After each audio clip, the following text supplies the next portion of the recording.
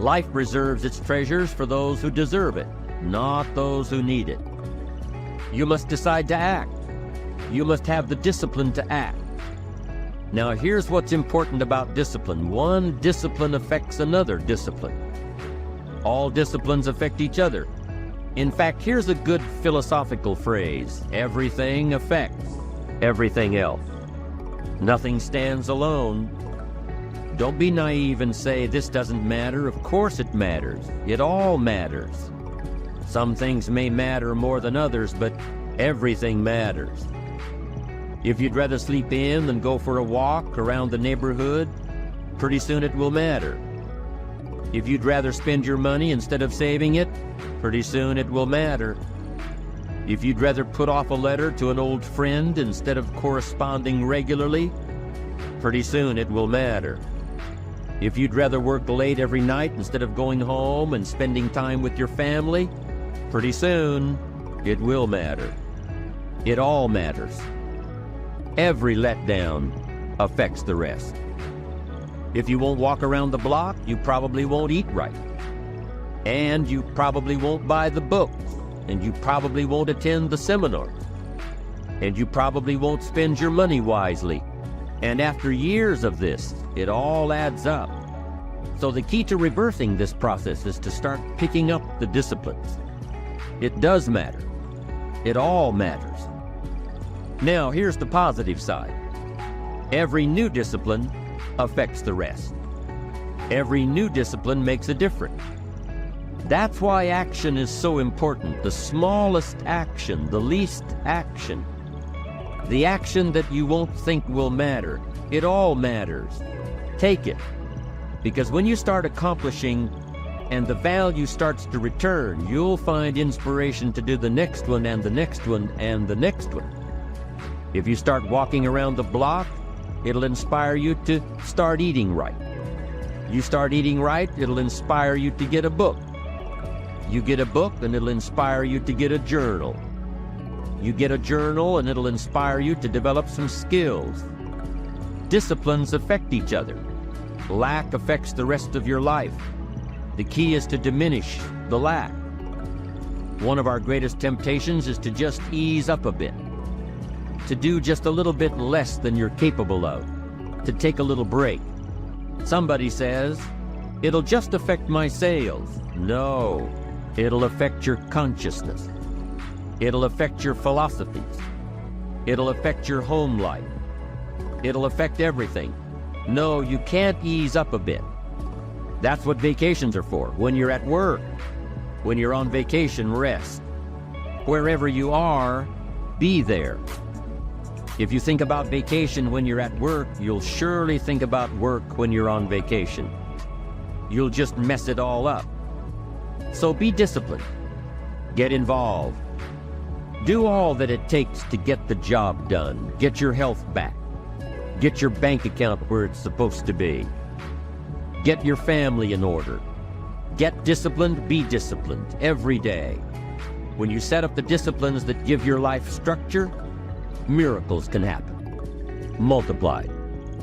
And I'm telling you, anybody who wants to make a drastic change in their income can do it.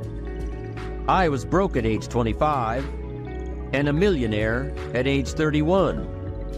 Everything around me was the same. I changed. I refined my philosophy. I read the books. I took the classes. Started looking at life a little differently. I'm telling you, it worked. Knowing who you are and where you want to go. Isn't self-expression really self-direction? How you think, how you move, how you motivate yourself? It is. Positive self-direction says, I know who I am and I know where I want to go. I am accumulating knowledge and experiences and feelings and philosophies that will help prepare me for opportunities that I know will show up without notice. Positive self-direction. You know who you are and where you want to go. You've already spent a great deal of time thinking about it. You've been working on the parts of your personality that will make you better, working on your attitude. working on your health, working on your time management skills, putting it all down on paper, and you constantly see yourself in the place that you want to be.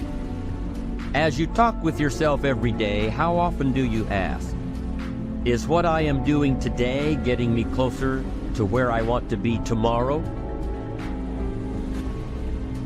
Am I making the daily adjustments necessary? Am I doing all that it takes? Will I keep on doing it until? Direction determines destination. Here's a question you need to ask yourself. Are all of the disciplines that I'm currently engaged in taking me where I want to go? Are all of the disciplines I am presently engaged in taking me where I want to go? What an important question at the beginning of the month, at the beginning of the week, at the beginning of the day. Because here's what you don't want to ever do: kid yourself.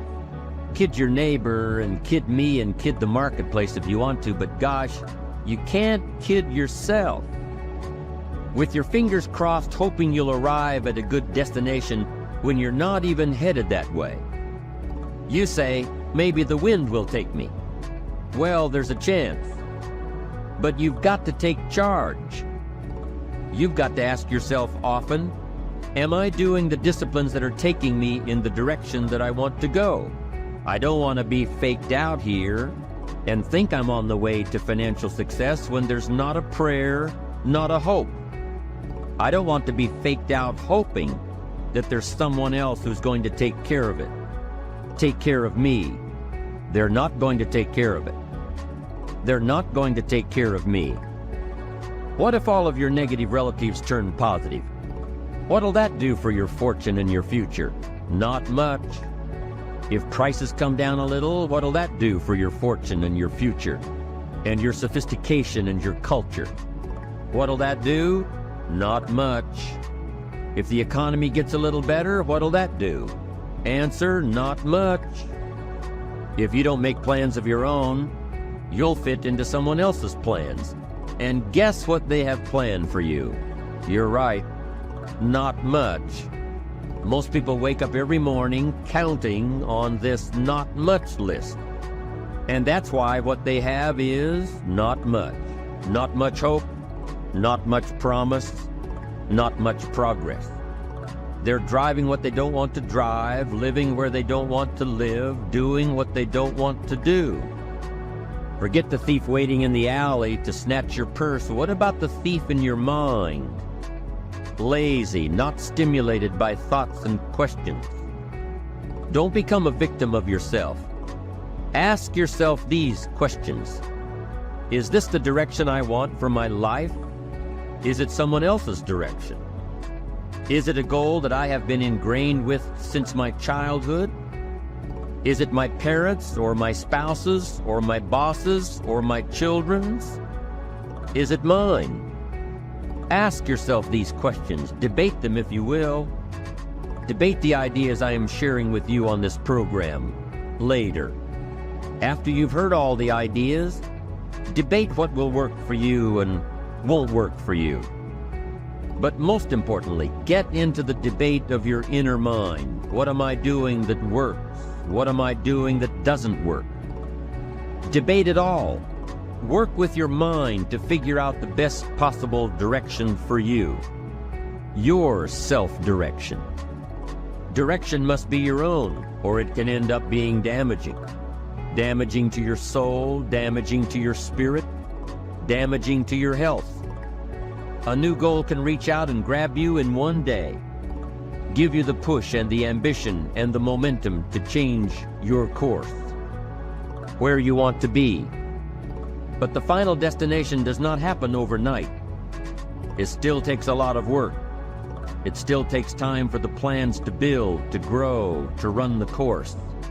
It takes patience. You've got to know. You've got to gather up enough knowledge and information to know what's right for you. How do you gather up information? You can start with your own experiences. The best way to know if something works for you the right way is to do it the wrong way.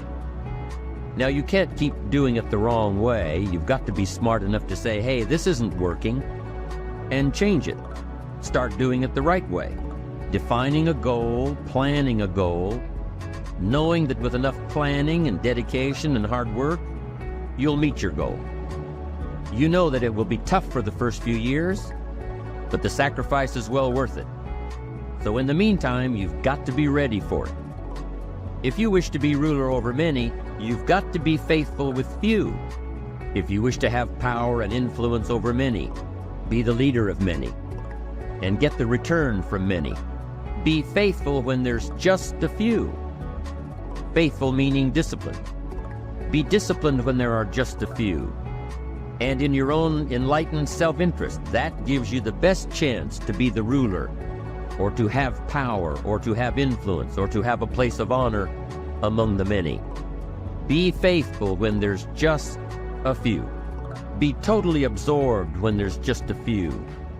Then you put yourself by reputation and by skill in line, so that when a leadership position opens with the many, you'll be called. That's the key. Now the same thing goes with your money. Someone says, oh, if I had a fortune, I'd really take good care of it. But I've only got a paycheck, and I don't know where it goes. Wow, did you ever hear that expression, I don't know where it all goes? Did you ever hear that? Oh, we'd love to have you run our company. You don't know where it all goes? Wow, we'd love to have you run the world. It just gets away from you? It just disappears? Come on. Positive self-direction says, in your own enlightened self-interest, pay real close attention to just a few dollars. Really know where they come from and know where they go. Set up the disciplines when the amounts are small, and you'll be on your way to handling it when the amounts are many. Enlightened self-interest, positive self-direction, self-preparation. Be ready for tomorrow by doing all that you can today, setting your goals. Set a goal that will make you stretch for what it will make of you to achieve it.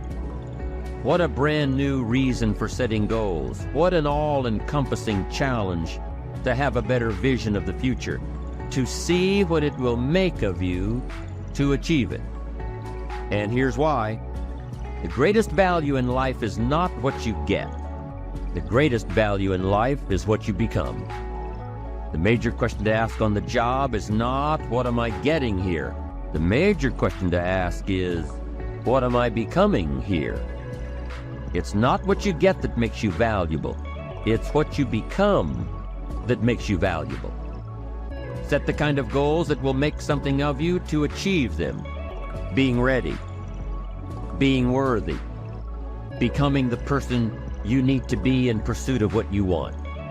What good is an opportunity if you're not prepared to take advantage of it? It's no good.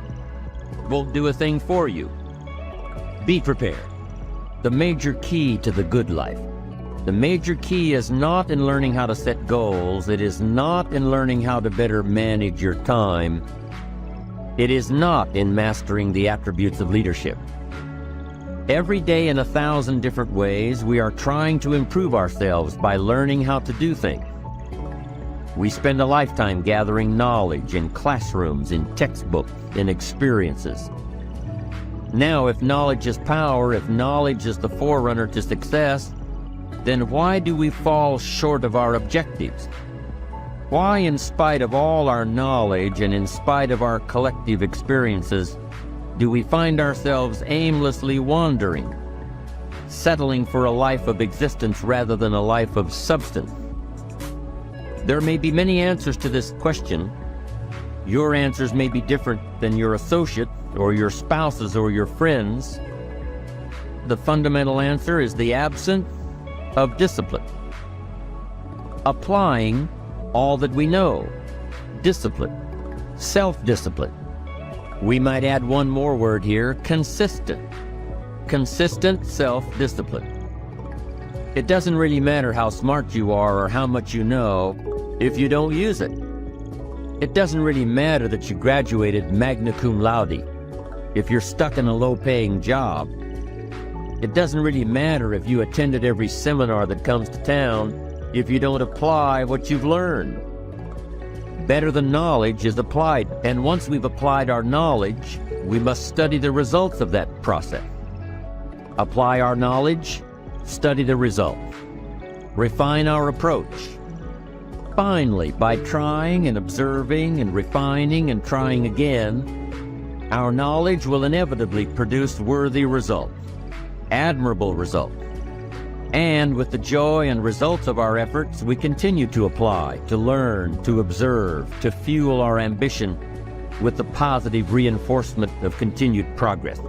But for this whole process to work for us, we must first master the art of discipline, self-discipline, consistent self-discipline.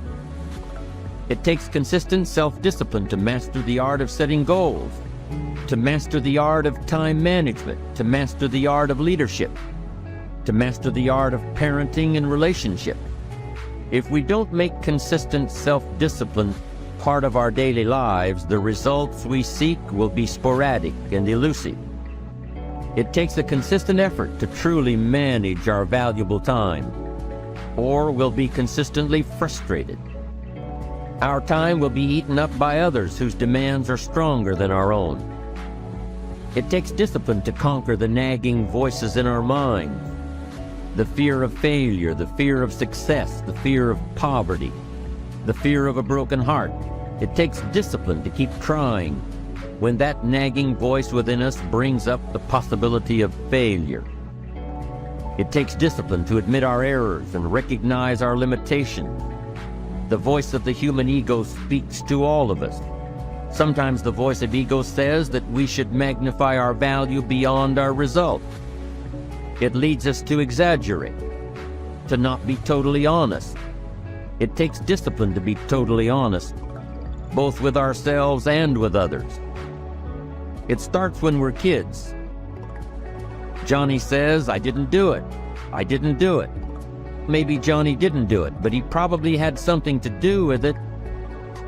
And then it continues when we're adults, exaggerating the benefits of a product to make a sale, exaggerating our net worth to impress old friends, exaggerating how close we are to closing a deal to impress the boss.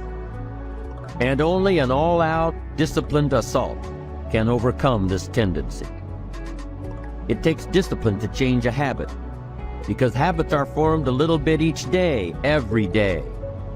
Once habits are formed, they act like a giant cable. They act like a nearly unbreakable instinct that only long-term disciplined activity can change. We must unweave every strand of the cable of habits slowly and methodically, until the cable that once held us in bondage becomes nothing more than scattered strands of wire. It takes the consistent application of a new discipline, a more desirable one, to overcome one which is less desirable. It takes discipline to plan. It takes discipline to execute our plan. It takes discipline to look with full objectivity at the results of our applied plan.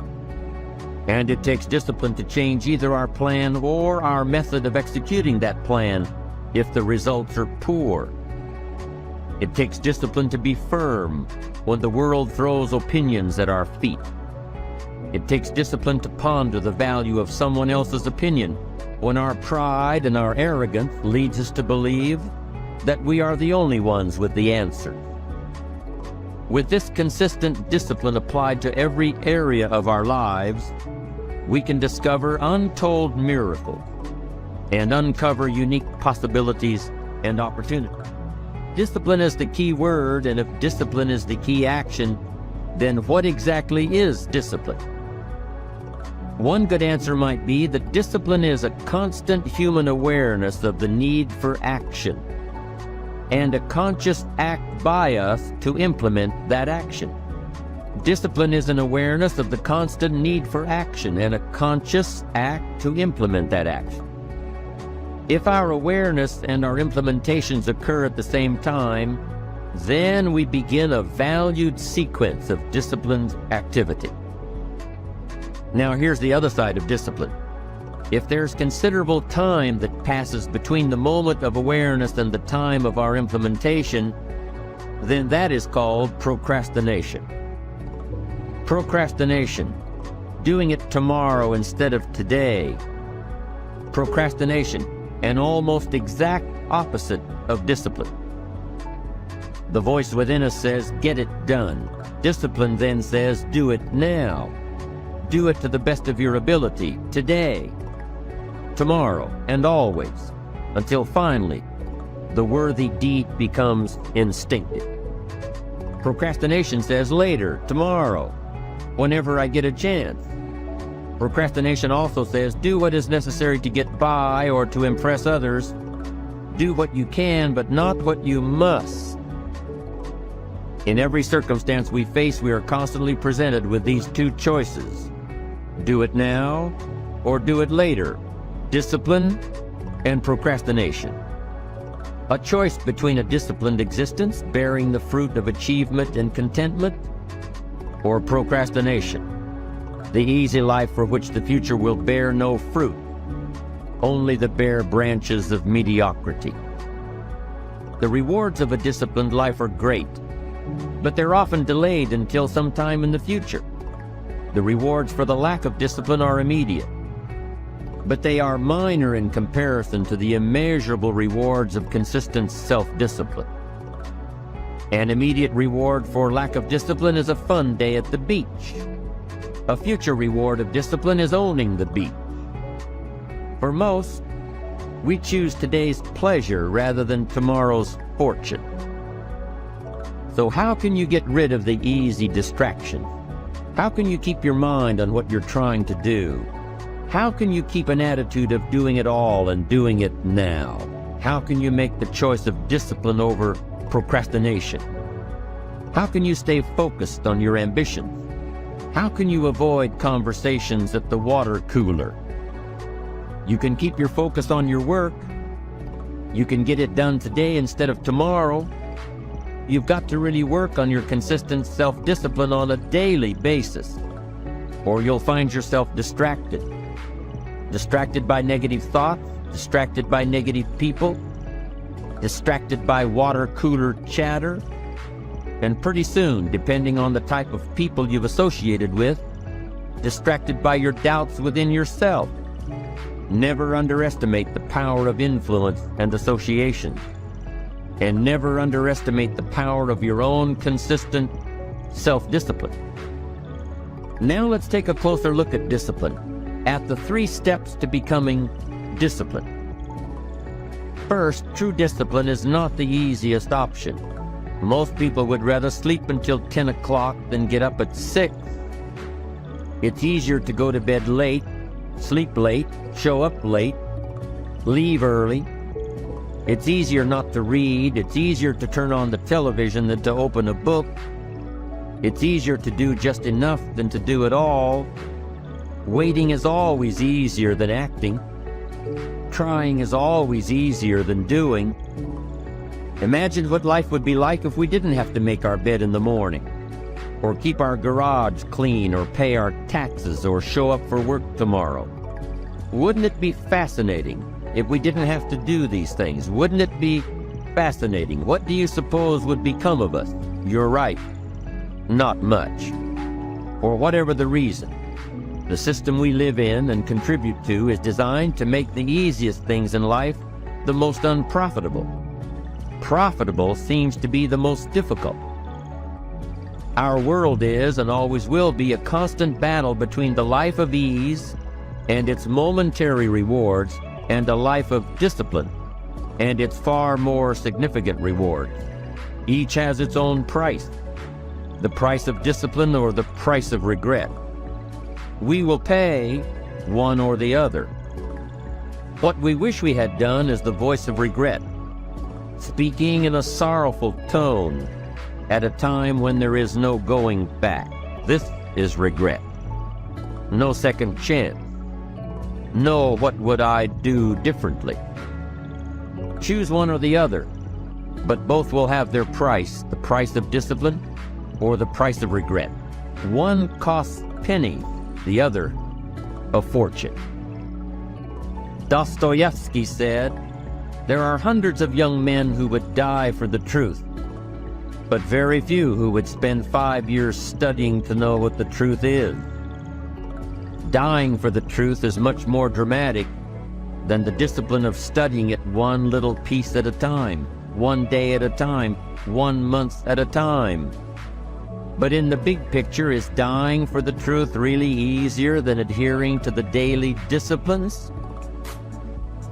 The first lesson of discipline is that it isn't the easiest option. The second lesson of discipline is that it's a full-time activity.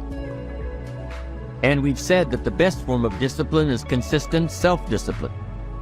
The discipline that it takes to make your bed every day is the same discipline necessary for success in the world of business. The discipline to organize your garage is the same discipline to organize your business. All disciplines carry through to affect all parts of our lives. If we're disciplined in just one area and lazy in another, guess what? Pretty soon, the lazy side will creep in and destroy the disciplined side. The bad habits in one area of our life will eventually destroy our self-discipline in the areas we've been working on. Consistency cannot be inconsistent. Discipline is the mind being trained to control our lives.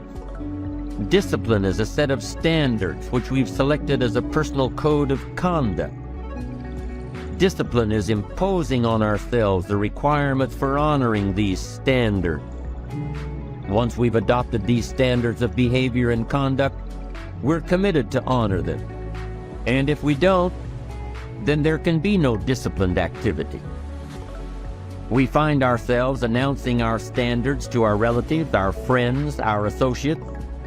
We shout our beliefs and condemn those who believe any differently, but then we don't walk the talk.